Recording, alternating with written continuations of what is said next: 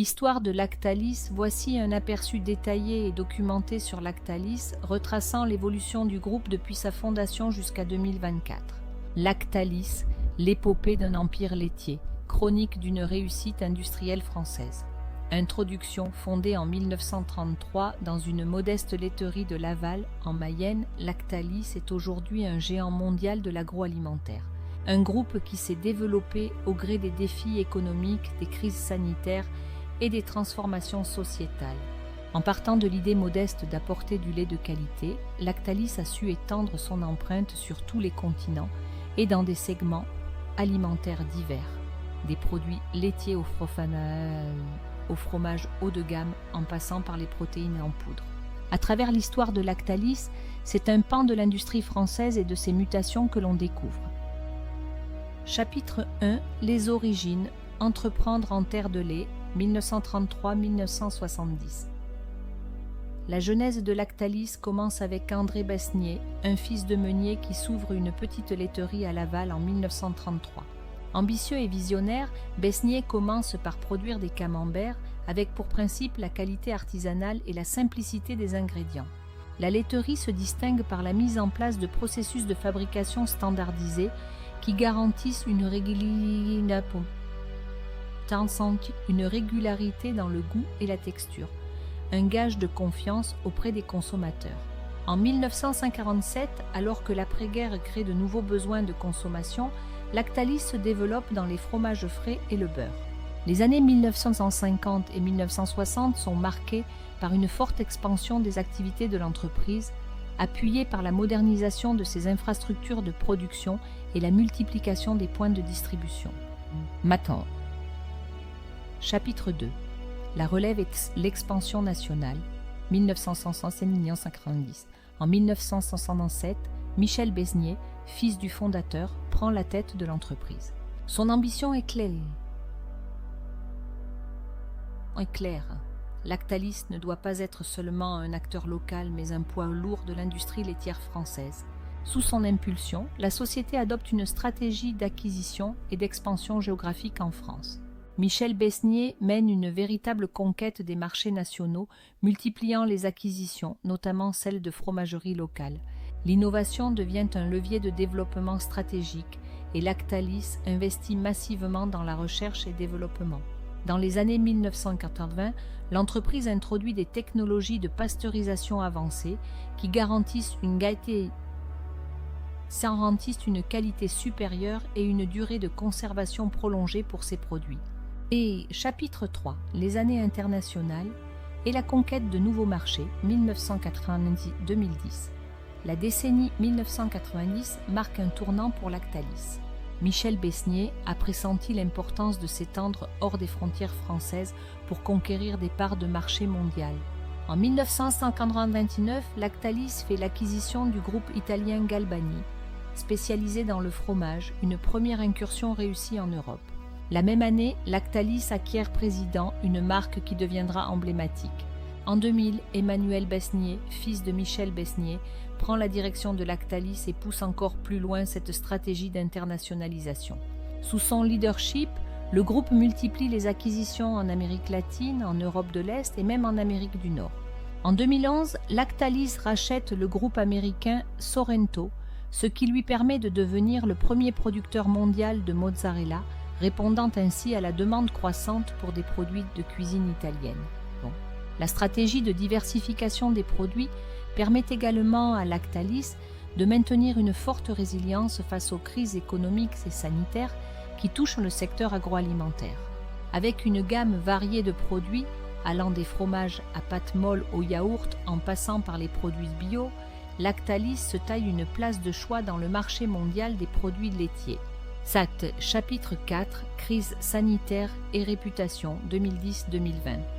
À mesure que Lactalis prend de l'ampleur, le groupe se retrouve également sous les feux des projecteurs pour des raisons plus sombres. En 2017, une crise éclate avec le scandale du lait infantile contaminé à la salmonelle qui met en péril la réputation de l'entreprise. Cette affaire prend une ampleur mondiale et engendre des rappels de produits dans plus de 80 pays, marquant l'un des plus grands scandales de l'histoire de l'agroalimentaire. Lactalis met en place des protocoles de contrôle plus stricts et investit massivement dans des technologies de traçabilité et de sécurité alimentaire. Malgré les critiques et les procédures judiciaires, le groupe parvient à restaurer en partie sa réputation, notamment en se concentrant sur la transparence et en renforçant les contrôles internes. Allez, chapitre 5, Lactalis dans un monde en mutation, 2020-2024. Lactalis fait face à de nouveaux défis dans les années 2020. Avec l'essor des préoccupations environnementales, l'entreprise doit répondre à la pression croissante des consommateurs et des gouvernements pour une réduction de l'empreinte carbone de ses produits. Lactalis investit alors dans des solutions de réduction des émissions de CO2, met en place des programmes de recyclage et cherche à rendre ses emballages plus durables. La transition vers le bio et les produits d'origine locale deviennent des axes de croissance prioritaires. L'émergence de nouvelles tendances de consommation, notamment le véganisme, pousse Lactalis à innover dans des segments jusqu'alors inexplorés. En 2022, le groupe lance des alternatives végétales à ses produits laitiers sous des marques comme Président et Galbani. Malgré les défis, Lactalis reste un acteur central de l'industrie laitière mondiale grâce à une adaptation permanente aux évolutions de la société et aux changements de paradigme industriel. Conclusion de la petite laiterie de Laval à l'un des plus grands groupes laitiers mondiaux, Lactalis est devenu un symbole de la puissance et de la résilience de l'industrie française. La trajectoire de Lactalis est à l'image des grands empires industriels construits par des générations successives qui, chacune, a su prendre des risques et adapter l'entreprise aux défis de son temps. Avec l'arrivée de nouvelles préoccupations écologiques et sociétales, Lactalis continue de se transformer, tâchant de concilier tradition laitière et innovation pour rester au cœur de la consommation mondiale de produits laitiers. Cet aperçu constitue un cadre narratif que l'on peut enrichir par des éléments visuels, des témoignages d'anciens dirigeants et des perspectives d'experts en agroalimentaire pour approfondir l'analyse du succès et des défis de Lactalis. Histoire de Nestlé. De la vision humanitaire à la multinationale controversée, une odyssée de l'alimentation. Introduction. Aux sources de l'Empire, l'histoire de Nestlé débute dans une petite ville suisse en 1867, à Vevey, lorsqu'un pharmacien allemand nommé Henri Nestlé développe une farine lactée destinée aux nourrissons malnutris. À l'époque, la mortalité infantile est élevée et les ressources pour nourrir les nourrissons, lorsque le lait maternel fait défaut, sont limitées. C'est une idée révolutionnaire, une poudre nutritive facile à dissoudre pour combler ce besoin pressant de santé publique. Ce produit, appelé la farine lactée Nestlé, marque le premier chapitre d'un empire qui se métamorphosera au fil des décennies en une multinationale colossale, façonnant des milliards de vies dans le monde. Derrière ce succès, la recette de Henri Nestlé est simple mais précieuse. Elle combine du lait de vache, du blé et du sucre. Très vite, son produit trouve un écho favorable auprès des familles européennes.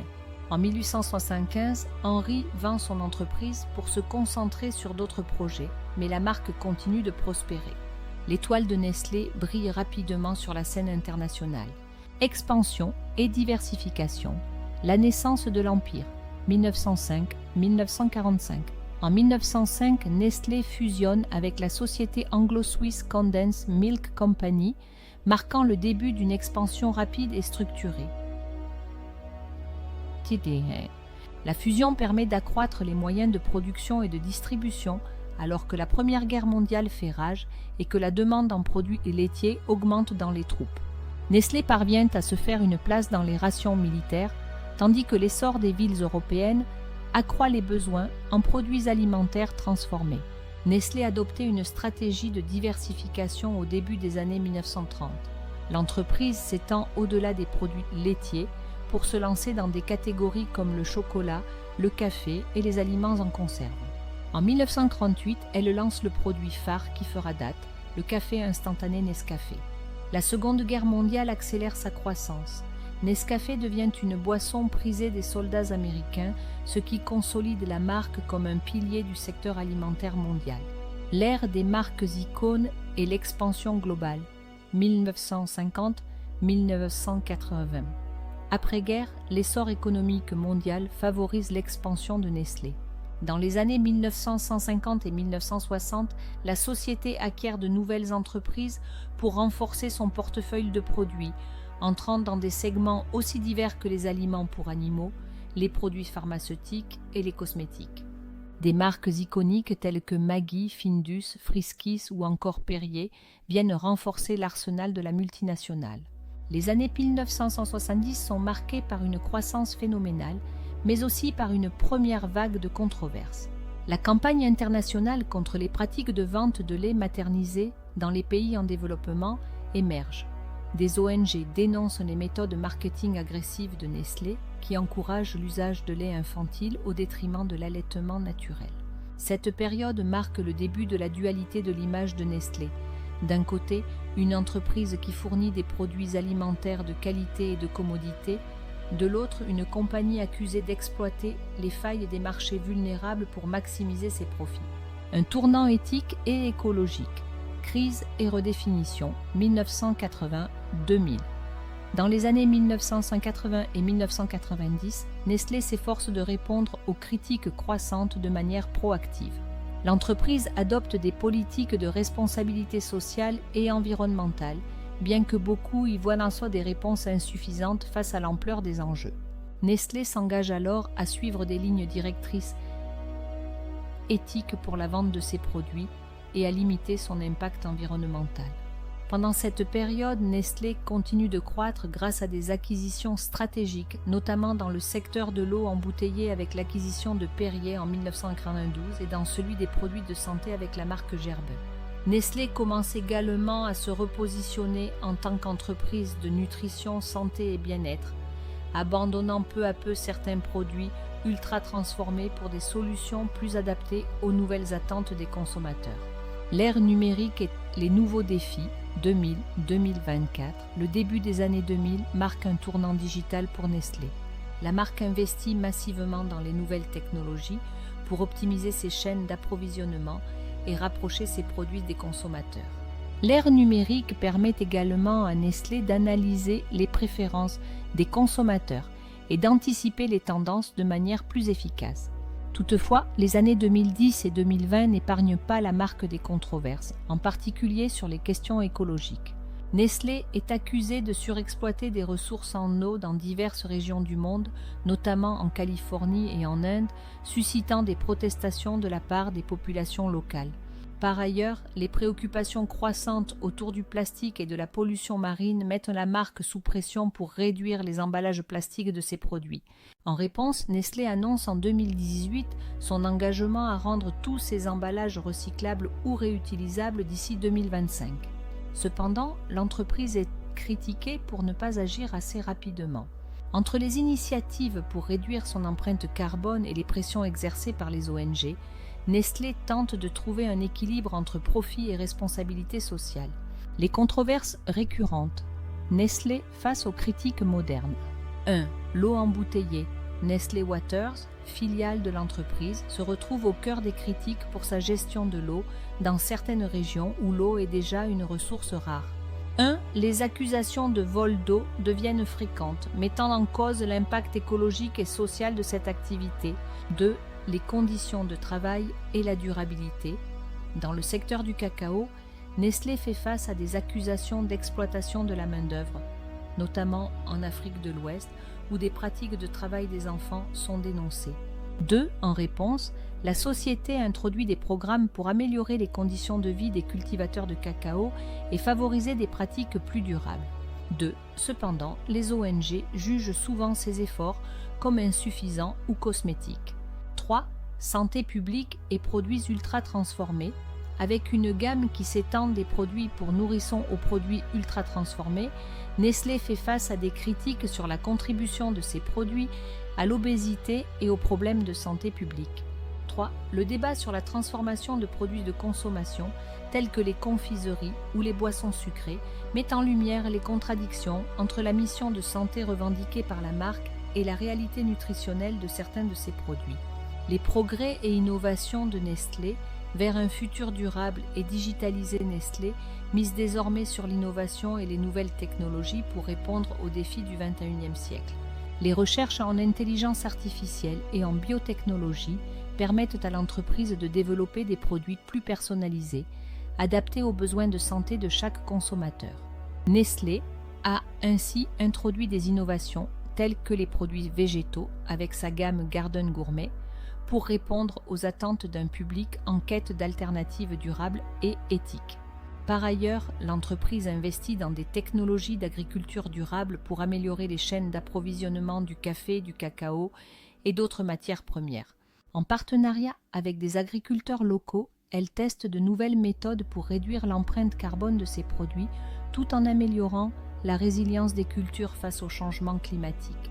2024, un équilibre précaire entre profit et engagement sociétal. En 2024, Nestlé continue de dominer le secteur de l'agroalimentaire avec une présence dans plus de 136 pays et un portefeuille de marques couvrant tous les segments de l'alimentation et de la boisson. Ses revenus atteignent des milliards de dollars, mais l'entreprise reste en permanence scrutée par le grand public et les associations de consommateurs. Nestlé tente de jouer un rôle de pionnier dans la durabilité et la santé publique, mais son passé et ses pratiques en matière de gestion des ressources naturelles, notamment l'eau, demeurent des sujets sensibles. Malgré les controverses, Nestlé continue de se réinventer pour répondre aux attentes des consommateurs modernes, cherchant à minimiser son empreinte écologique tout en s'engageant pour une alimentation plus saine et durable. La question reste ouverte quant à savoir si la marque pourra définitivement redorer son image et surmonter les critiques qui lui sont adressées. Nestlé se trouve à un tournant crucial, tiraillé entre son héritage historique, ses ambitions de croissance et les impératifs écologiques et sociaux qui régissent désormais le monde des affaires. Conclusion. Le paradoxe de Nestlé entre lumière et ombre. L'histoire de Nestlé, de 1867 à 2024, illustre les défis et les paradoxes d'une entreprise qui, partie d'une vision humanitaire, s'est transformée en une machine mondiale de production et de profit. De la petite farine lactée de VV à un empire alimentaire pesant plusieurs centaines de milliards de dollars, Nestlé est devenu l'incarnation même de la mondialisation des biens de consommation. Son développement suit les grandes transformations du XXe siècle. L'industrialisation, la consommation de masse, la diversification des marchés, mais aussi les préoccupations croissantes pour la santé, l'éthique et l'environnement. Nestlé est à la fois célébré pour ses innovations et décrié pour ses pratiques. Le paradoxe de Nestlé réside dans cette dualité constante entre lumière et ombre. C'est une marque qui nourrit des millions de personnes à travers le monde, mais qui est accusée d'épuiser les ressources naturelles, de promouvoir des produits ultra transformés et de tirer profit des populations vulnérables. Elle revendique un rôle de leader dans la durabilité et la santé, tout en étant prise dans des controverses qui minent sa crédibilité. Alors que Nestlé se projette dans les décennies à venir, son défi est clair. Concilier ses ambitions de croissance avec un engagement éthique et environnemental authentique. Les consommateurs d'aujourd'hui sont de plus en plus attentifs aux valeurs et pratiques des entreprises. Ils cherchent non seulement des produits de qualité, mais aussi des marques alignées avec leurs préoccupations pour la planète et les droits humains. Face aux crises climatiques et aux transformations sociales, Nestlé devra continuer à évoluer pour répondre aux attentes d'un public conscient et exigeant. Pourra-t-elle être, à l'avenir, à la hauteur de ses propres promesses de durabilité et de responsabilité sociale? Pourra-t-elle véritablement devenir une entreprise qui place le bien-être collectif au même rang que ses profits? Seul l'avenir le dira. Le parcours de Nestlé est un miroir de notre société contemporaine avec ses contradictions et ses aspirations. Entre ombres et lumières, l'entreprise est le symbole d'une économie mondiale à la recherche d'un équilibre entre croissance et conscience. Nestlé a bâti un empire qui s'étend bien au-delà des frontières de la Suisse et son influence continuera de façonner notre alimentation et notre environnement. Mais cet empire pourra-t-il un jour se réconcilier pleinement avec ses racines humanitaires? Dans cette quête d'identité, Nestlé entame une nouvelle phase de son voyage. Un voyage qui ne fait que commencer dans un monde où la transparence, l'éthique et la responsabilité ne sont plus des options mais des impératifs. Mises à jour régulières, Reste à jour avec les dernières tendances et nouveautés.